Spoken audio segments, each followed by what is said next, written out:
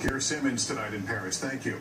President Obama discussed the massacre today with his national security team ahead of the G20 summit in Turkey, where ISIS is expected to top the agenda. Many wondering now whether the attacks in Paris will be a game changer in the U.S. approach against the terror group. NBC News national correspondent Peter Alexander has more on the White House response.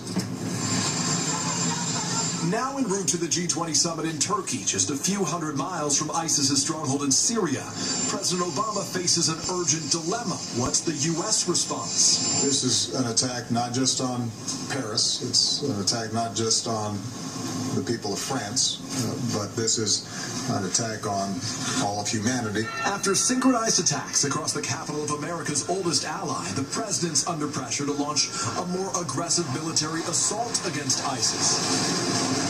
Huddling privately with national security advisors at the White House today, President Obama's been reluctant to concede America's current strategy isn't working, speaking reassuringly just hours before Friday's attack about stalling the growth of ISIS on the ground in Iraq and Syria.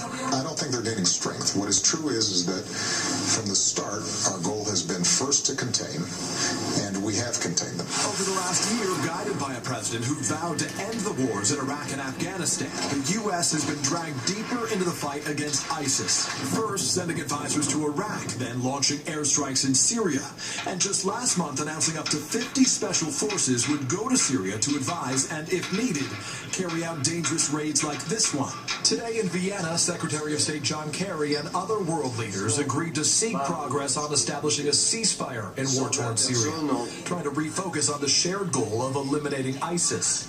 If ISIS is responsible for the Paris attacks, a U.S. official says it would be a game changer.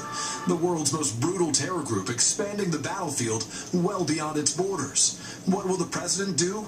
More involvement means more risk. The difference between 10,000 or 20,000 troops in the region, that's a military option. So that's not going to prevent things from happening like we've seen this week.